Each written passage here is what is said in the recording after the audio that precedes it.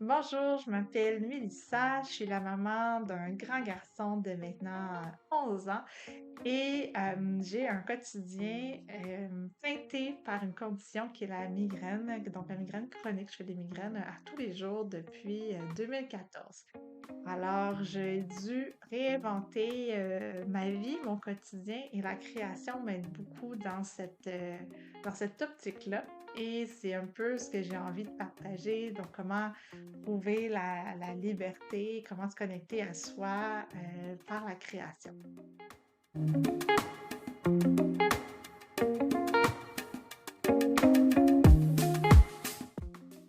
Donc, pourquoi je crée cette chaîne-là? C'est pour partager mon quotidien, partager des idées, partager des inspirations. J'anime des ateliers créatifs plus longs, en ligne, en virtuel. J'en anime notamment pour Migraine Québec parce que c'est ma cause première. Vous pouvez vous inscrire sur leur site web si jamais ça vous intéresse. Mais ici, ce que j'ai envie de faire, c'est offrir peut-être des petites bulles de création, des petits moments de ressourcement où vous pouvez venir à votre rythme quand ça vous tente, vous inspirer, venir créer, venir jouer avec la couleur, tout simplement.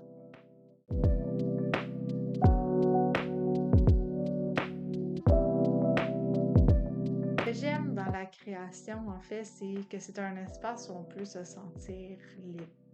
Donc, peu importe qu'est-ce qui se passe dans notre quotidien, quand on est connecté à ce qu'on ressent, quand on prend le temps de mettre des couleurs sur papier, quand on prend le temps d'accueillir qu'est-ce qu'on vit, puis de lui permettre de se transformer, il y a vraiment quelque chose de magique qui se passe. Donc, moi, c'est quelque chose que je fais beaucoup avec la création intuitive. Donc, vraiment, c'est juste laisser monter qu'est-ce qui monte, puis de voir qu'est-ce qui veut émerger. Et ça me permet de nourrir ma créativité pour les périodes qui sont plus difficiles. Donc pour moi, l'hiver, c'est comme une période plus compliquée où j'ai moins d'inspiration. Mais il y a toujours moyen de nourrir cette créativité-là chaque jour en faisant des petits gestes. Et dans d'autres périodes où j'ai beaucoup d'imagination, beaucoup d'inspiration, mais là, la créativité, souvent, elle va déborder. Donc, ça va être pas que la création intuitive, ça va être la mise en place, justement, de projets, d'idées, de décors, de décorations. Donc, ça fait toute partie des choses que j'aime faire. Je suis super curieuse. Je fais du crochet, du tricot.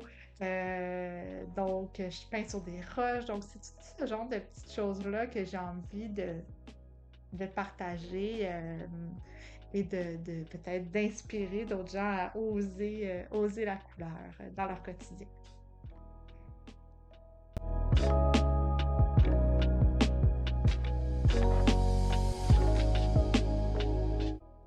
Chaîne-là, ça va être un endroit pour moi, c'est dans cet espace-là, en fait, que ça va être un endroit pour moi où je vais pouvoir venir m'engager envers moi-même, premièrement, à créer, envers vous aussi, surtout dans les moments où c'est plus difficile. Donc, la constance, c'est un défi pour moi, c'est un défi avec ma condition de santé, mais c'est un défi aussi avec euh, une humeur qui peut être changeante. Donc, d'avoir un espace où je peux venir me déposer à mon rythme. J'ai envie aussi de ne pas retomber dans des patterns de perfection puis de performance avec m'imposer un rythme soutenu pour favoriser les algorithmes. Là, j'ai pas envie d'aller vers là.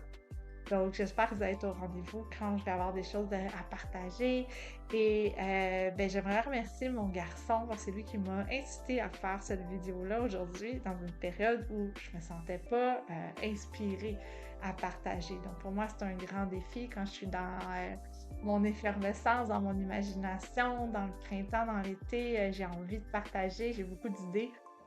Quand c'est des périodes plus sombres, plus difficiles, j'ai plus tendance à vouloir rester dans mon coin. Alors, merci Victor d'avoir permis cette vidéo-là.